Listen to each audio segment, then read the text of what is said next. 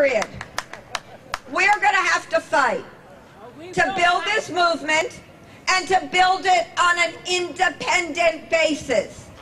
Because, see, here's the problem for the Randy Weingartens and the other union leaders. They know that to oppose Arne Duncan means that you have to see a way forward that is something other than tying the destiny of the American labor movement to the Democrats.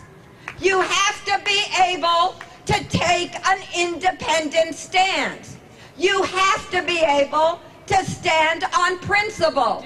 And to tell you the truth, if any of them were doing that, we'd be getting more support from more Democrats for this cause.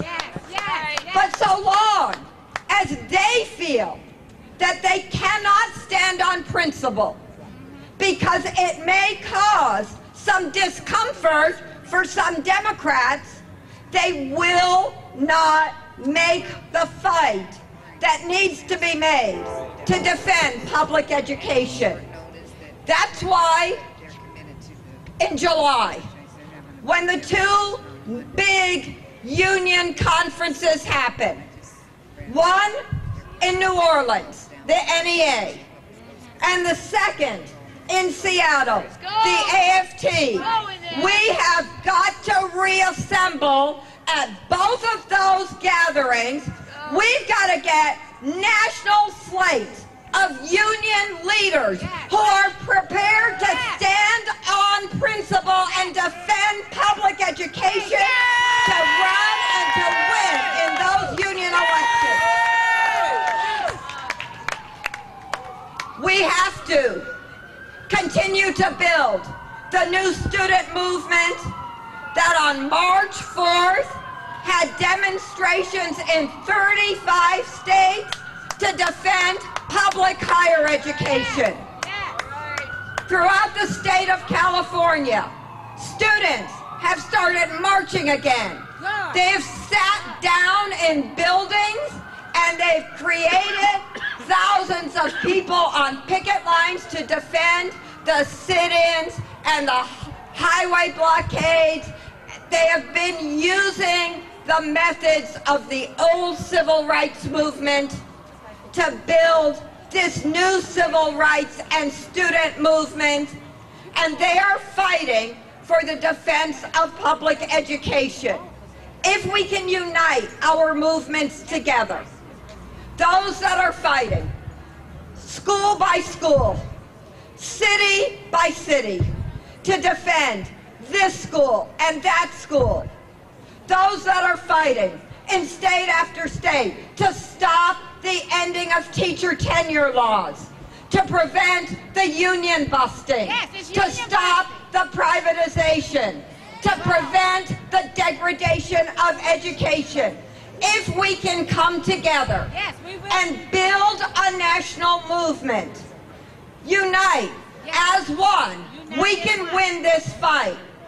But let me just say this, every single person who's here, whether you speak today or you just march, whether you are heard from the front of these marches at a podium or you're heard in the streets chanting, you must be a leader of this movement. You are, by virtue of the fact that you're here, and we need you to continue to be that, to have any chance to win. Because we can't win this fight school by school, city by city. We can advance it. We can win important local victories, but to defeat this attack, we need a national movement and a national organization to succeed. I want to end by reading through some of the demands and asking people to vote on them to see if we have agreement to build this fight on this basis. The first is build the new independent, civil rights, and student movements to defend public education from pre-K through college. All in favor of that demand? Pre-K to college. The second, demand that Arne Duncan stop toying with students' lives, end the race for the top scheme now, release all federal education funds to the state based on need. Provide massive federal aid with no strings attached to maintain public higher education.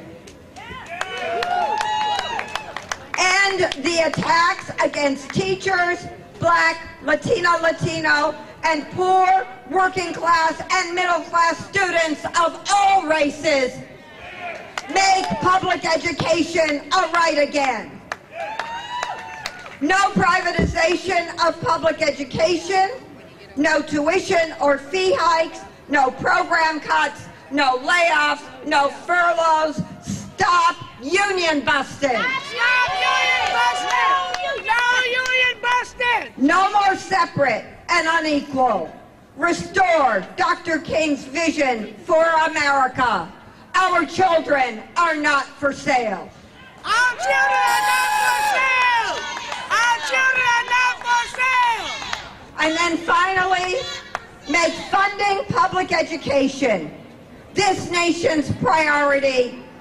Tax those who receive the $800 billion bailout, the corporations, the banks, the super rich, to fund universal public education for all.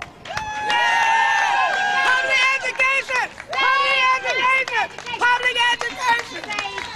We start today. When Dr. King went to Birmingham in 1963, he labored for a month with no more than 26 people being prepared to picket, to march, to sit in.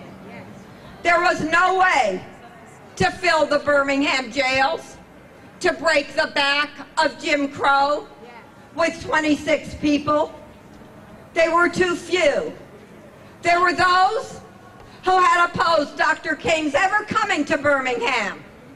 Of the 144 black churches in Birmingham, 134 signed a letter telling him to go home, saying that Dr. King was not needed or wanted in Birmingham. They said, we don't need outside agitators to rile up our young people or to fight to desegregate the South. It will happen slowly, quietly, gradually. But Dr. King wouldn't leave. That's true. He went in to a Birmingham jail and he started to fight back. He wrote one of the greatest pieces of literature in 20th century American history from that jail, a letter from the Birmingham jail.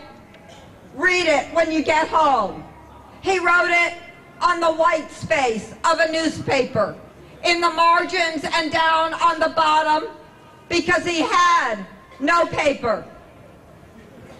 When the young people of Birmingham read Dr. King's letter, and when a group of people who everyone had designated too radical, too young, SNCC, came into Birmingham and started organizing in those high schools, the movement came alive.